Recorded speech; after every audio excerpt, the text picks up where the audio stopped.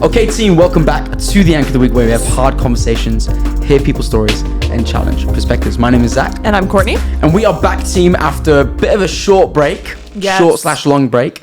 But we are back today, and we are going to continue our series on everything to do with the brain and our actions and how they work together. Yes. And it's going to be a bit more sciencey today, is the dream and the hope. It's the dream. Yeah, which is why we called in an expert.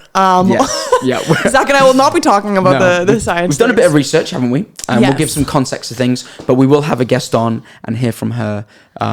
Yeah. Should be good. It's going to be awesome. Basically, today we're going to be talking about, how we can retrain our brains. Yeah. Right. And so we're going to have someone on, we're going to call her in just a minute. And basically she does like physiotherapy for people that have had like brain injuries or like a stroke, for example, and talking about like recreating neural pathways and like that kind of stuff, which is amazing, which is good for your physical body, but it also then translates into like your mindsets and your behaviors and that as well. Yeah. So we're really excited to unpack that. Yes. So let's give context, obviously, because to me, before we did research, like what a neural pathway is and all those sort of things. So it's good to explain a little bit about just almost how the brain works a little bit. So we have like a couple of things that we're going to read off. That just gives you guys a bit of context. But basically, when brain cells communicate frequently, the connection between them strengthens, and the messages that travel the same pathway in the brain over and over begin to transmit faster and faster. So the more you do things, basically, the easier the brain is able to transmit things, and the faster it does it. So with enough repetition, these behaviors become automatic. So like reading, driving, and riding a bike are all examples of like complicated behaviors that we do automatically because of the neural pathways that have been formed. So because of repetition, because of doing it over again, basically. Yeah. So essentially a habit. Yes. Yeah. Which I love, which is so fun to read. If you go back to our first episode of the year, hear Zach talk about habits. Yeah. So, and then the last bit about that. So just because patients have formed neural pathways does not mean that they are stuck with those habits forever. As patients participate in new activities, they are training their brains to create new neural pathways.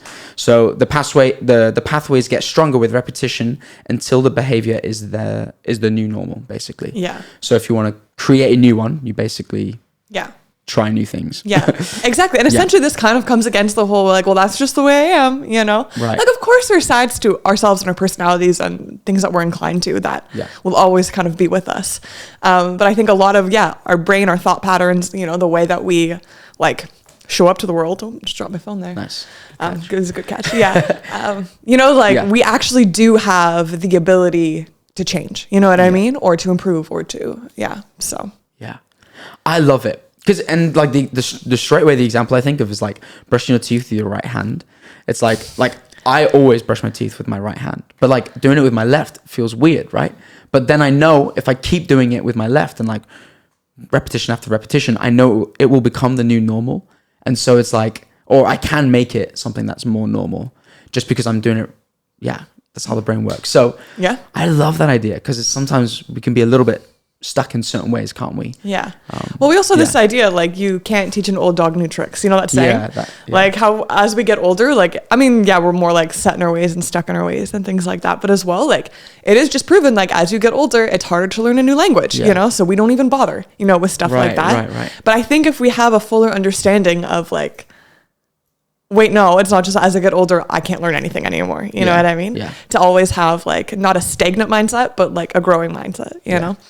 So. Oh, come on. It's going to be great. Yeah. We're going to have our guest on. Yes, we've got to give her a call. Yeah. And we're going to, see what she has to say. All right, everyone. So we have Naomi on the line. She is a specialist physiotherapist specializing in neurology. So she's going to explain to us basically everything that we were just talking about, like the brain, the pathways. Naomi, do you want to kind of give us a little bit, maybe an intro of like the work that you do, and then kind of go straight dive away, that's not a word, straight and dive in, to basically the brain and how we can retrain it and how you like experience that in your job. Sure. Sorry, I've just had one of the staff come in the room. So I work in a hyperacute stroke unit at the moment. So we're seeing patients who have just come in kind of straight after their stroke, so either with a confirmed or a suspected stroke. So what we see, I missed the last bit of your question because a consultant came in there. Could you repeat that bit? Sorry. No, basically, just dive straight into exactly what you're saying. Like, how do you retrain? And Okay, fine, cool. I just saw a patient today, for instance, who came in, suspected stroke, but has a background of MS. So we kind of assess to see, like, do they present with any kind of deficits like weakness, or have they kind of got reduced sensation in their limbs? Can they stand up? Can they sit on the edge of the bed? So we're looking at their function to then assess and then progress them, really. So if someone's back at their functional level, like they're walking as they were before, then we can see, okay, so you've probably not had a stroke, or it's a minor one, so you're safe to go home. And then we're basically starting the rehabilitation process, kind of from when they come in, and then they move over to a rehab ward.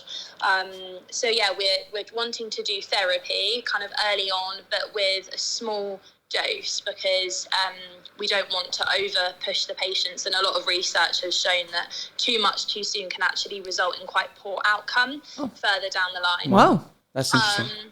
So I'm normally working in a rehab setting, so people who are more like 6 weeks, 8 weeks, or even further down the line. So this is my first time working in a hyperacute stroke unit in like 2-3 years.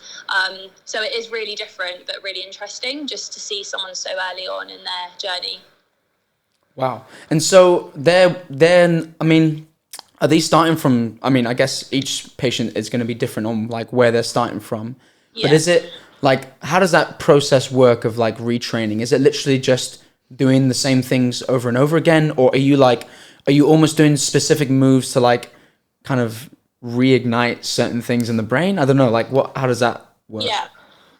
Yeah, so after you have a stroke, so there's 2 different types of stroke you can have. You can have like a hemorrhagic, which is a bleed in the brain from like one of the vessels in your the intracerebral area, and then you can have an ischemic. So essentially, the ischemic is a block in the vessel, and then the hemorrhagic's a bleed. So generally, ischemic do better than hemorrhagic with like outcomes. Right. But in that early phase of a stroke, you have something called neuroplasticity. So as the brain is healing, and with that bleed, as the blood is reabsorbing, the brain is trying to find new connections, new networks. So this is called neuroplasticity. Okay. Because obviously that area, whether it's from a bleed or from a clot, there's been like tissue damage or cell death, which is irreversible. So the reason we want therapy kind of very early on is to optimize that neuroplasticity. So as you said, like doing repetitions, that actually leads to just reestablishing those neural networks. So it's like mass practice. Right. So that when you do lots of exercises with a high rep, that's just encouraging that neuroplasticity. So we do exercises like repeatedly, but obviously, especially in the very early days, you don't want to be pushing patients too much with kind of aerobic exercise or sitting them out. So you want to do like short sessions, especially if they're very significantly impaired from their stroke, let them rest and then do it again. So kind of frequency, but short bursts of intensity. But yeah, lots of research says that if you do high reps of like, for instance, reaching for a cup or upper limb exercise, that will you've got to do it. I think they said kind of like 6 hours a day. So that's the amount of intensity your brain needs, kind of especially further down the line, like 6 to 8 weeks, to make those new brain networks, to optimize the undamaged part of the brain, if that makes sense. Yeah. Because they're obviously unable to access that damaged part. Wow.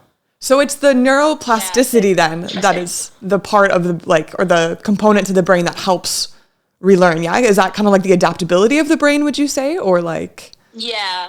So you've obviously, I think you've got like 3 million networks or neural connections. So, back in biology, you learned about neurotransmitters and kind of those neuron pathways. So essentially neuroplasticity is like a rerouting. So if you've got a roadblock, the brain tries to find another route to kind of like detour around that area of damage.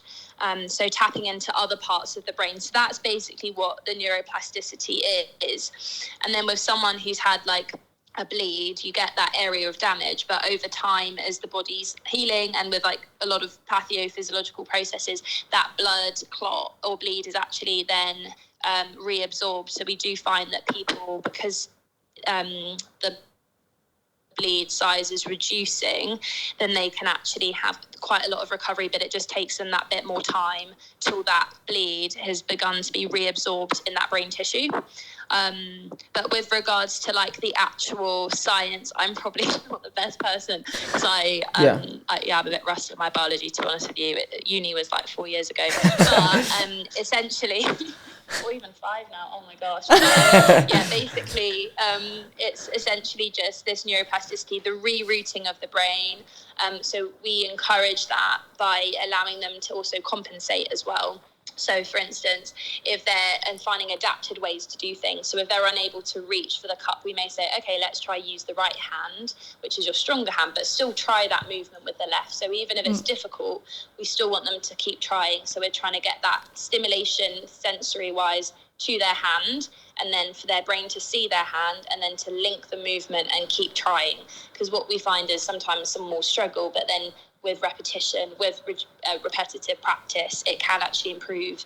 And a lot of the brain as well isn't just the motor, but the sensory. So you need to be able to feel it, you need to be able to see it, because a lot of people after a stroke won't be aware of that side. So we call that a sensory inattention. So they've got the movement, but because of the stroke affecting their kind of feeling and their awareness of that side, they can't see it, or they just sit on it because they can't feel it. Wow. So yeah, we're hoping for return of activity, but with regards to kind of like recovery, we do find that you make most of the improvements quite early on, like in the first kind of, some research papers say like 2 to 3 weeks, some say 6 weeks. So we're looking for, are they making improvements or are they plateauing? And obviously the amount of recovery someone makes does depend on like their age, or like, do they have dementia? Do they have a good kind of brain health? So we call that like cognitive reserve or brain reserve. Or have they got small vessel disease? What's their health like? Do they have other pre-existing medical conditions? And a lot of research also shows about like learning a language or playing music helps kind of improve your brain's like capacity, flexibility. But if you're someone who's not got that kind of neural brain reserve, your outcome can sometimes be worse. So there's a lot of factors that will influence how well someone does as well. So someone who's had a stroke at 30 is probably likely to do better than someone who's had one at like 90. Yeah. Wow. Brilliant. Oh, Naomi, that's class. Yes. Yeah, guys. Sorry, I just like word vomited at you. No, that's so good. No, this is better than any Google search we could have done on the topic. So thank you so much. Also, guys, Naomi is literally calling us from work right now. She literally took time out of her day at work, to do this for us. Thank you so much. Yeah. Thanks, Naomi. It's been so helpful. Okay, no problem. Thanks for asking. Yeah, of course. That was so interesting, wasn't it? Yes, it was. Yeah. I love stuff like this. Mm-hmm. Huge geek when it comes to how the body works. Yeah.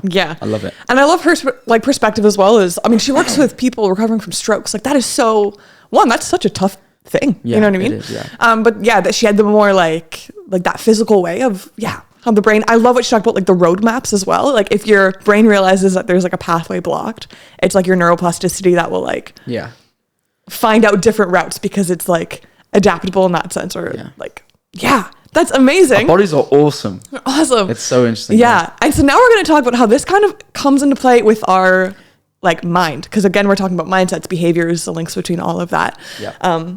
Because like retraining your brain, yes, is something for like physical things, for examples and instances of like having a stroke, but also like in this series we're doing and talking about therapy speak and all of this, like this is such a hot thing right now. Like retrain your brain. It goes in with like reframing and all of that. And something that I've personally been working on lately.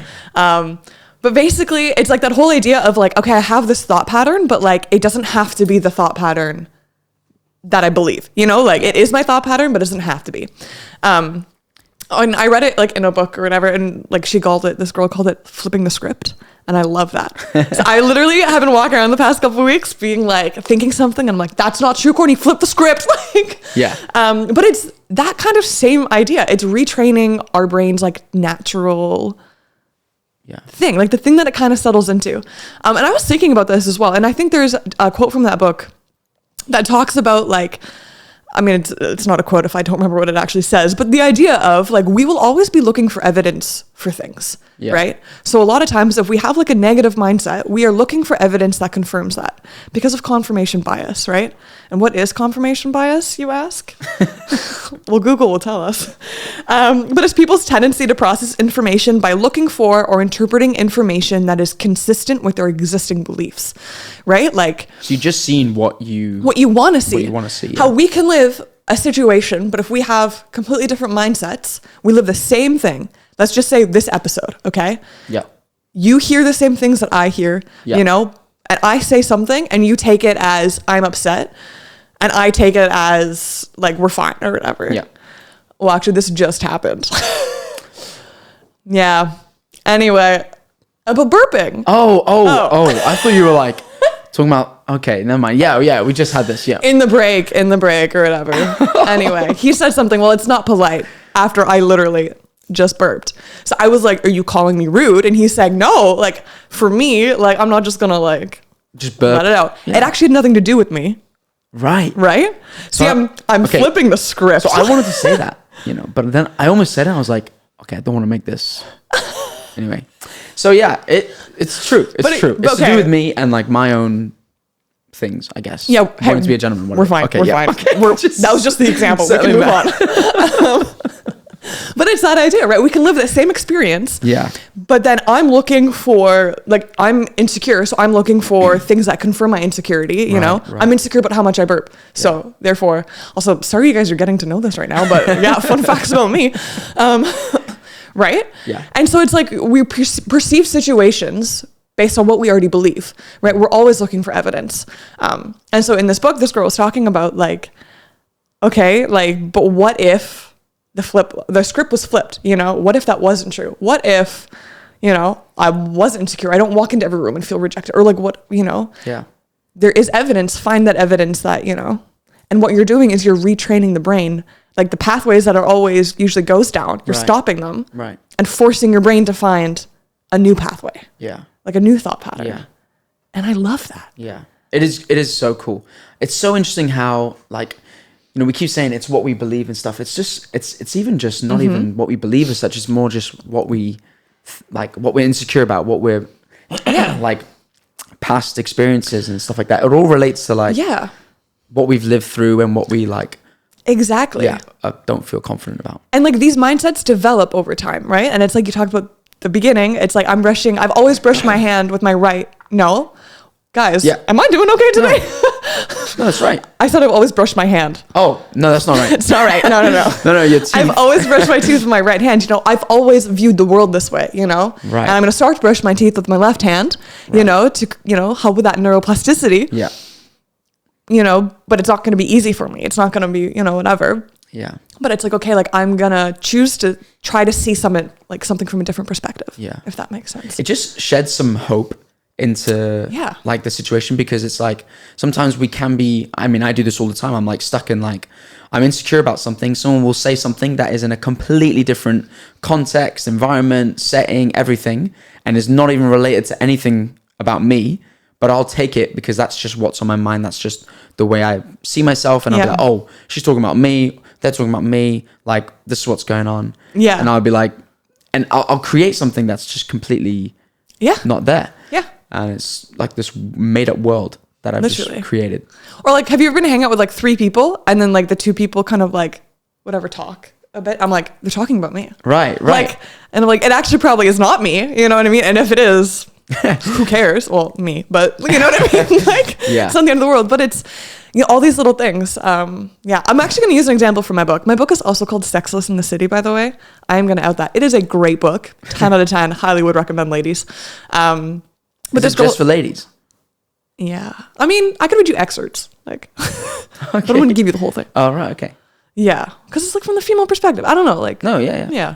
Hey, there's nothing wrong with that. Okay. Let's carry on. It's like everything just needs a disclaimer now. We're okay. Yeah, we're okay. We're okay. Carry on. Anyway, but one of the examples that she uses, and this honestly, like, this was such a good example for me. And again, it's not like I struggle with this mindset all the time, but this is, I feel like, especially as women, I don't know, maybe guys too, you can help me with this. But like, this is, I don't know, just like kind of the mindset. But one of the things that she was saying that she's flipping the script on, and like, what then are you flipping it to? She was like, you know, she's been a bridesmaid. Her name is Kat Harris, by the way. I feel like I should give her some credit. Yeah. But she's been a bridesmaid like 15 times or something. And this is a book about like singleness and all of that. And so she says like her worldview or her mindset is that like it happens, like everyone gets married except for her. Right? Right. But she said she's going to flip the script and say that every time one of her friends gets married, it's like, hey, an encouragement, like this could happen to me one day too. You know what I mean? Like, look, it's happening for other people. It could also happen for me. Yeah. And I was like, first of all, you're not living in a victim mindset. Yeah. There's no pity party there. Like, Yeah. I was like, that is so great. And like, how many things in our life can we, you know, and I think a lot of times as well, like other people's success, we've talked about this before in different contexts, but like, it's the comparison game, isn't it? Yeah. Yeah. And it's like flipping the script even on that of like, I choose not to see your success as my failure, but your success is like, oh, maybe one day, like how encouraging that shows that maybe it could happen to me too if it happened to you. Like, yeah. I don't know. Yeah. Anyway, I just found that No, one it's so good. It's so relevant, and I mean, as a guy, we can relate as well.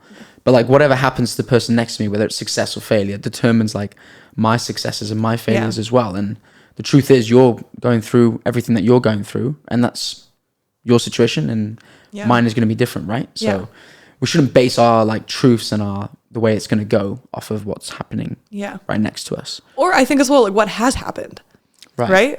Like, and I think that's a big thing too, you know, and like being open to being like, I don't know, like maybe I feel this or I have experienced this, but that doesn't mean it's like the truest thing. Yeah. Do you know what I mean? Yeah. Like, okay, I lived that situation or that happened to me and that made me feel this way. And so I've been living like this, but that doesn't have to be my cap. You know what I mean? Like there could be a truth out there. Or like a truer truth, you know what I mean? Yeah. Like something that is more true. Yes, you know, that happened and now I feel rejected or whatever. Yeah. But do I believe that it could be even more true that I belong? Yeah. You know? Yeah.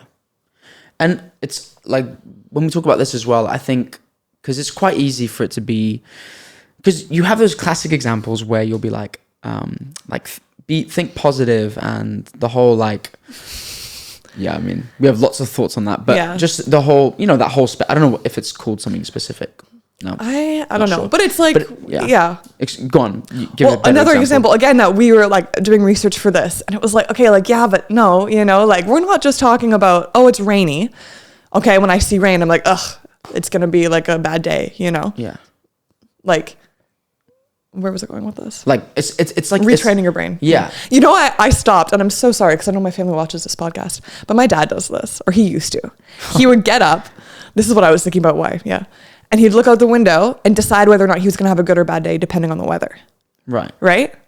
But like, why does the weather define your day? Yeah. You know what I mean? So no matter what the weather is, if it's rainy, oh yay. Like, I mean, the research that we did was like, the flowers can grow. Like, like it's almost like you take yourself away from like reality and you're like kind of filling it with just a better emotion, right? Is that maybe the best way to I think flipping the script, if you will, like has a danger to become delusional.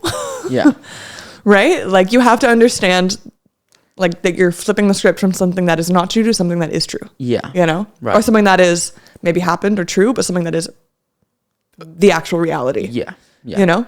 Rather than it being kind of like positive and that whole like, let's feel better. Because toxic positivity is a real thing. And it's just delusion, isn't it? And so I think it's just making sure like there's a difference between the two, isn't there? One is a more of an action, maybe is a better way to put it. And one is like helping you live a more like, I don't know, like less victim lifestyle. You know what I mean? Or like actually, okay, like I'm not going to let what has happened determine where I'm going, Yeah. I guess. Yeah. So I'm going to retrain those pathways. I'm going to like not let everything. And this is actually a very like, this is cognitive behavioral therapy, which is a big like type of therapy right now, especially for people with like depression and anxiety and like OCD and like those kind of like mental, disorders. But like, well, cognitive is brain, behavior is action.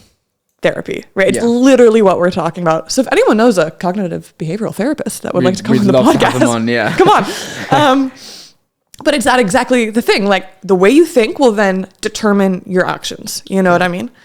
And it's like reframing and retraining how your brain views situations so it can change your actions, change your behaviors. Yeah. Right? Yeah. So so let's wrap this up a little bit. So how do we, because I think, we can flip the script and things, but I think it's so important. I mean, there must be different ways of being able to have an insight into like, okay, this is not just reality. Like there's reality right here that we're not looking at. I think it's so important, like you bring others into it because like other people give you the fresh take that you can't see, right? They see your blind spots and people you're walking with and things like that.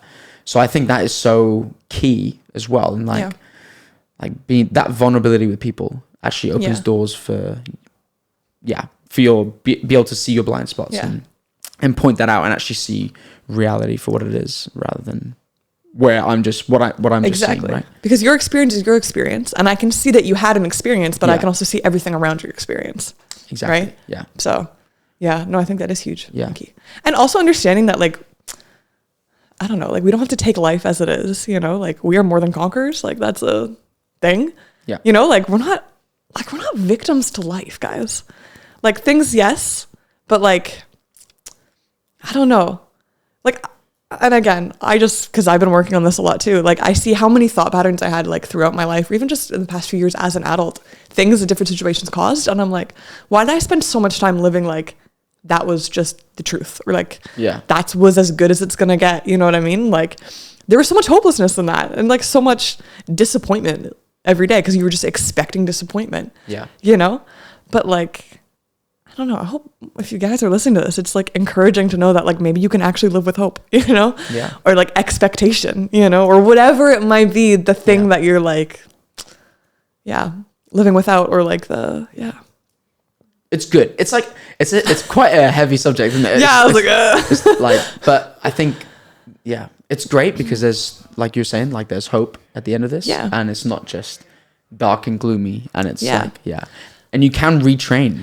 I was gonna say, like you can retrain these, not even just like we wanted to give you scientifically like this can happen, but even just beyond that, it's like sometimes it's so simple and just flipping the script and like reframing the situation. You know? And it's cool. It's so good. Yeah, it's so good. Yeah. Boom. So like this is encouraging in the end. But I love talking about this kind of stuff, if you can't tell. But hopefully you guys have enjoyed listening to it, and at least it's sparked something. Maybe you want to do your own research or have conversations, or let us know how you're flipping the script, if you will. I would love to know if people are flipping the script. I'll be brushing my teeth with my left hand. Yeah, so I'll keep you posted. He'll keep us posted every week how good it's getting. Yeah. Awesome. Well, there it is, another episode in the books. Yeah. Thank you, team, and we will see you next week. Thank you so much for joining us at the Anchor of the Week, where we have hard conversations, hear people's stories, and challenge perspectives. Remember, you can stay connected by following us on Instagram, Facebook, and TikTok, as well as subscribing to our YouTube channel. Hope these conversations are inspiring you to have hard convos as well. We'll see you next time, and remember, attack topics and not people.